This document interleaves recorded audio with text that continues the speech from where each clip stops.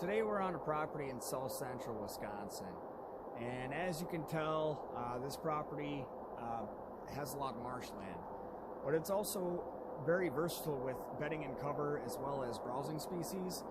And I kind of want to share a very not well known method of how to plant, or how to take an existing plant, kind of clone it, and you can utilize that or implement that on your own property with spreading or increasing bedding and cover and browsing species plants on your property. So one thing I want to talk about today in particularly is my favorite plant, the red osier dogwood. This plant is extremely versatile. It will pretty much handle or do quite well in every condition between timbered lands, open prairie, and marshland. As you can see, it leaves quite a vibrant red color across this winter landscape. And so if you've never heard of a hardwood cutting, basically what you're doing is you're taking the hardwood of the plant, not this new growth, which would have been a first year growth or last year's growth. You can see how flimsy that is, whereas if you get further down it gets much stiffer. That would be the hardwood. Now the plant itself may be a hardwood or it may be a softwood categorized species, but you can do this with just about any. This just happens to be the one we're working with today. So I'm going to kind of take you through the steps of how to take a hardwood cutting and how to go about storing it, and the procedure on what you want to do when it comes to planting time. In the spring, I'll make another video where we show you kind of how to go about planting these. It's really a very simple step, and it's very inexpensive and very effective, low cost, great way to improve on either bedding, cover, or browse species. So let me show you how you're going to do this. So on all these plants, you're going to have, say, a shoot like this, and at the front you can see this is all that first year growth down to right about there. Okay, now I'm going to go ahead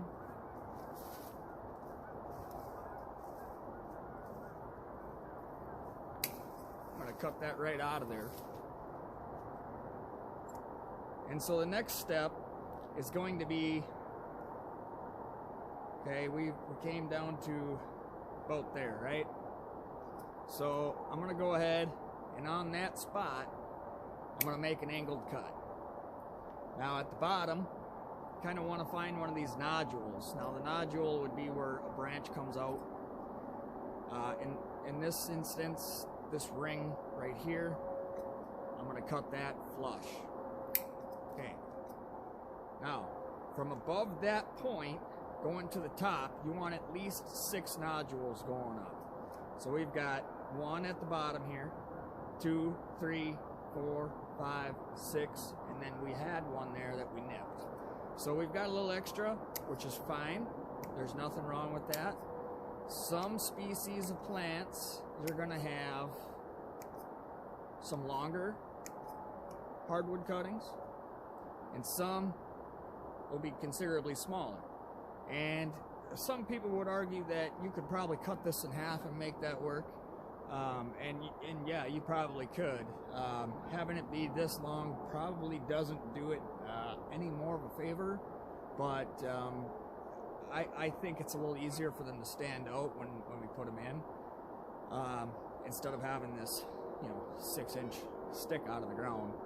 Now you've got a foot or a foot and a half to work with.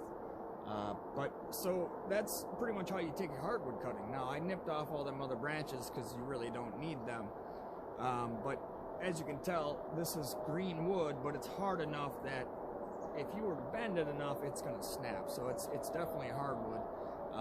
And that tip that was on here, that you would call a first year or softwood. Now this you would take home and you would dampen either some paper towel or newspaper, and you put that inside of a plastic bag, and you can take all these cuttings, you can take as many as you want, you could take thousands really, here we are in February. You know, it's the middle of February today at this point, and we're not going to be using these for at least another month. So we're going to store these, and so you're going to put these inside of a plastic bag with some dampened paper towel or newspaper, and you're going to seal them up, and you can put them in the refrigerator. You're going to want to keep it somewhere in that 35 to 40, about 45 degrees. The plant is dormant, and that's why you want to keep it there. You don't want it to freeze, because it'll start to freeze dry and you'll kill it, essentially. Otherwise, you definitely don't want it to be warm, because then it'll wake up.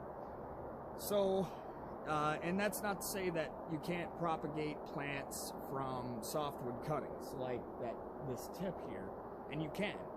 But the plant has to be awake to do that, and that's a different scenario, a different way of going about it.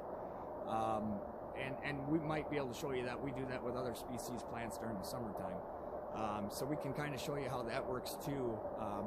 So anyway, I just kind of want to give everybody a little bit of an idea of how to do that. You could take these by the thousands, you know, and stick them in the property, wherever you want, and try to fill in areas, or to try to more improve on areas if you wanted to. But the red osier is a great choice. Silky dogwood is another one. You can do it with willows. I mean, there's a number of plants you can do it with. So I would encourage anybody who is interested in this. You can email us or send us a message if you have some more questions. We'd be happy to answer them. Otherwise, hop on Google and you can check out different methods other people have used, or you can get on YouTube and look at them. There's plenty of videos on how to do this. But yeah, that's kind of an insight on how to take a hardwood cutting. And again, I'll make another video in the spring that shows how we go about planting these.